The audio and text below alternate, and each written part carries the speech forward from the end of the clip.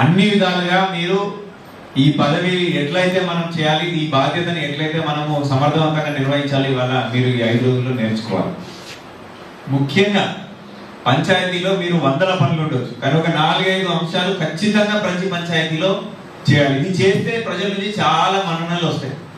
ఇవి చేయకుండా మీద మీరు ఏమన్నా చేయండి, పెద్ద పెద్ద ప్రాజెక్టులు ఏదో ఒకటి చేసి వేరే సెపరేట్ నిధులు తీసుకొచ్చి ఏదో ఒకటి చేసినా కానీ ఈ 4-5 అంశాలు నేనైతే ప్రస్తావిస్తున్నాను. ఖచ్చితంగా ప్రతిరోజు ఎవరు సమీక్ష చేసినా చేయకుండా సర్పంచ్గా మీ బాధ్యతగా తీసుకోవాలి.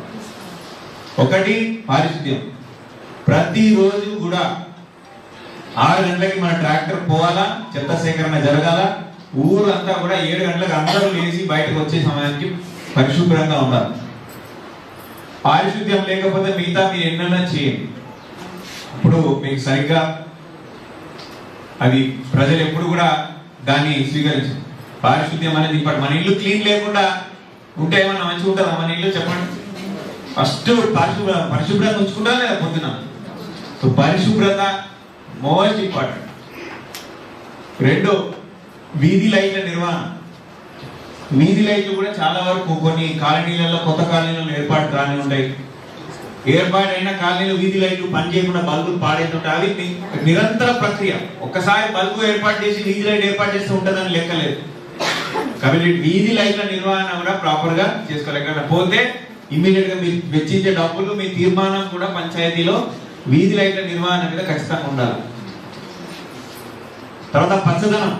గ్రామంలో నర్సరీ పెంపొందించడం కానివ్వండి, ఊర్లో చెట్లకు నీళ్లు పట్టడం కానివ్వండి, ఉన్న చెట్లకు నీళ్లు ప్రతి ఒక్క వర్షాకాలం సమయం కల్లా మంచి ఒక నర్సరీ తయారు కావాలా.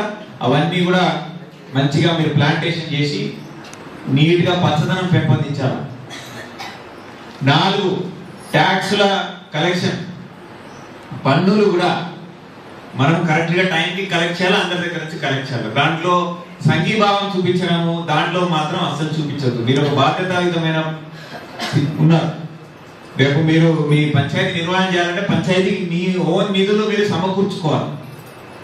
ఎవరి మీద డిపెండ్ కావద్దు. వేరే స్టేట్ నుంచి, సెంట్రల్ నుంచి వచ్చేటి వస్తాయి, కానీ మీ పంచాయతీలో కరెక్ట్ గా మీరు డబ్బులు ఉన్నప్పుడే వాళ్ళు కూడా పంచాయతీలో భాగస్వాములు అవుతారు. సో పన్నులు కలెక్ట్ చేయడం అనేది అదేదో మనము వారు ఎవరి కోసమో చేసినా కాదు, మన కోసం మనం చేస్తున్నాం. కాబట్టి పంచాయతీలో పన్నుల కలెక్షన్ కూడా ఖచ్చితంగా 100% చేయాలి. తర్వాత చార్జ్ ఎక్స్పెండిచర్ అంటారు. అంటే ఖచ్చితంగా రోజు మీకు 100 రూపాయలు ఉంటే ఆ 100 రూపాయలు ఫస్ట్ ఇవి అయిపోయినాకనే మిగతా దేనికైనా ఖర్చు పెట్టుకోవాలి. అటువంటి ఏంటిది? Current bill. మీ వీధి లైట్ నిర్వహణ కావాలా, కరెంటు వాళ్ళు కట్ చేయదండి, కరెక్ట్ టైంకి బిల్ ఇస్తేనే వాళ్ళు కంటిన్యూ చేస్తారు, లేకపోతే కట్ చేసేస్తారు. సో మీరు సీసీ రోడ్లని అదని ఇదని దేనికో ఖర్చు పెట్టి కరెంటు నిర్వహణ చేయకపోతే అది ఇబ్బంది.